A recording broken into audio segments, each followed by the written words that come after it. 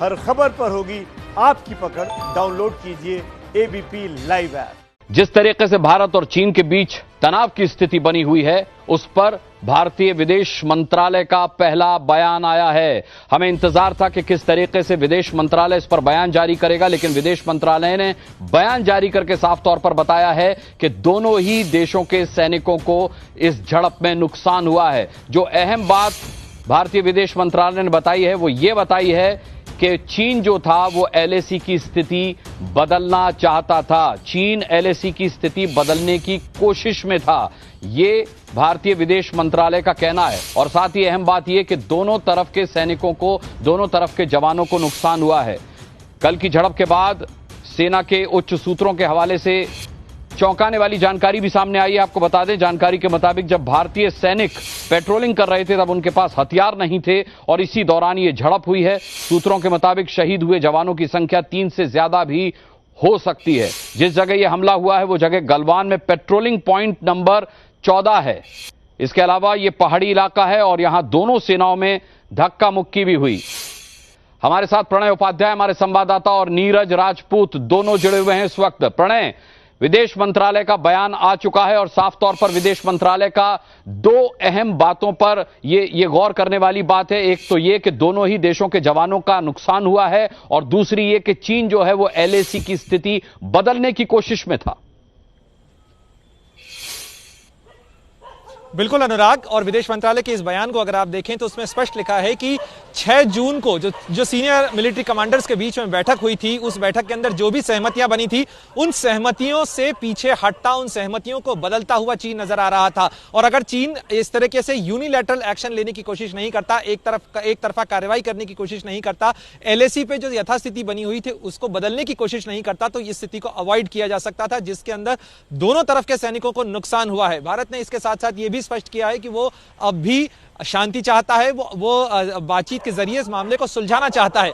लेकिन जिस तरीके से चीन ने कार्रवाई की है, जो बयान चीन की तरफ से आए थे अनुराग, आपको ने ध्यान दिया हो कि इसके पहले जो चीनी विदेश मंत्रालय की तरफ से कहा गया था उसमें तोहमत भारत के सिर लगाई गई थी। तो भारत ने उन जो आरोपों हैं उनको सरे से खारिज किया है। इस बयान के अंदर विदेश मंत्रालय प्रवक्ता अनुराग श्रीवास्तव ने साफ किया है कि भारत ने पूरी जिम्मेदारी के साथ जो सहमतियां बनी थी 6 जून को दोनों मिलिट्री कमांडर्स के बीच में, न केवल उसका पालन किया बल्कि चीन ने जिस तरीके से कार्रवाई की है इस पूरे घटनाक्रम के अंदर, उसमें कहीं ना कहीं चीन ही गैर जिम्मेदाराना नजर आ रहा है अनुराग।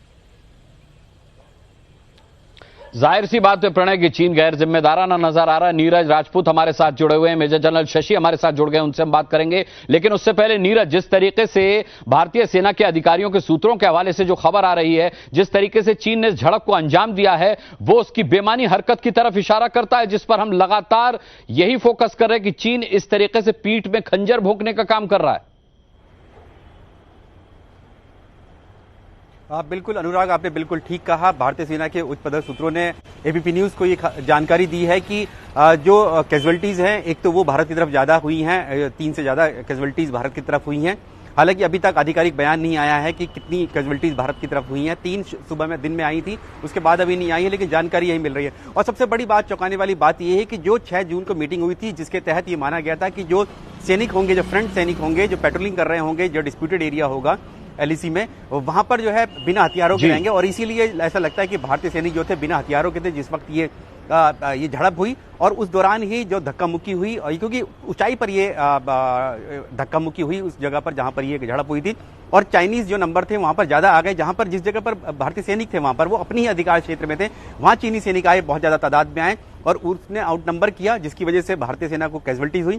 लेकिन फिर तुरंत ही भारतीय सेना की तरफ से भी रीइंफोर्समेंट में गई उसी जगह पर, patrolling point number 14 Galwan valley की, और वहां पर जो है क्लैश हुई दोनों देशों के सैनिकों के बीच में, रोड्स चली, पत्थरबाजी हुई, और उसी में दोनों देशों के सैनिकों को कैजुअलिटीज आई हैं। दोनों देशों के सैनिकों को कैजुअलिटीज आई हैं, भारतीय विदेश मंत्रालय का साफ तौर पर यह कहना है। और साथ ही ये भी अहम बात जो हम मेजर जनरल शशि से जानना चाहेंगे, जो शशि जी, विदेश मंत्रालय ने साफ तौर पर कहा है कि चीन एलएसी की स्थिति बदलने की कोशिश में था। यह कितनी गंभीर बात है? ये बहुत गंभीर बात है, क्योंकि चीन जो एलएसी की जो अलाइनमेंट है, पहले तो उसमें थोड़ी बदली कर रहा था, और दूसरे जो स्ट्रेटेजिक है गलवान एरिया में क्या है कि गलवान एरिया की हाइट से जो हमारी रोड है DSDBO रोड जिसे बोलते हैं हम, जो DBO की तरफ जाती है, वो पहले बनी हुई थी रोड, और वो हमारे नाले के हमारी तरफ की रोड है। अब उसको डोमिनेट ये लोग कर पाएंगे उस जगह पर, अगर हम उनको वहां छोड़ देते हैं तो उन्हें पीछे तो जाना ही पड़ेगा, और इसमें भारत को आंख से आंख मिला के जबरदस्त तरीके से उनको हर हालत में पीछे भेजना ही है। इसमें कोई मेरे विचार से दो राय नहीं हो सकती। दूसरी बात यह है कि जहां तक चीन का सवाल इसमें कोई दो राय नहीं। जी। हाँ, और उन्होंने अभी तक जो ये DSDBO रोड है इसके ऊपर ऑब्जेक्शन नहीं किया था।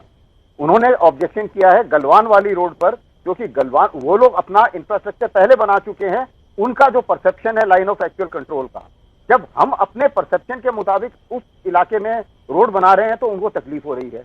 अब ये जो गलवान वाला एरिया है, ये वो एरिया है जहां पर उनके लोग भी पेट्रोल करते थे, हमारे लोग भी पेट्रोल करते थे, और हर साल पेट्रोल क्रैशेस होते थे, और पेट्रोल क्रैशेस को ट्रांसग्रेशन का नाम दिया जाता था। लेकिन इन्होंने क्या करा इस बार, किसी भी हालत में चीन को पीछे धकेलना होगा। मेजर जनरल शशि अस्थाना ने साफ तौर पर कहा है, और भारत भी इस कोशिश में पीछे नहीं हटेगा।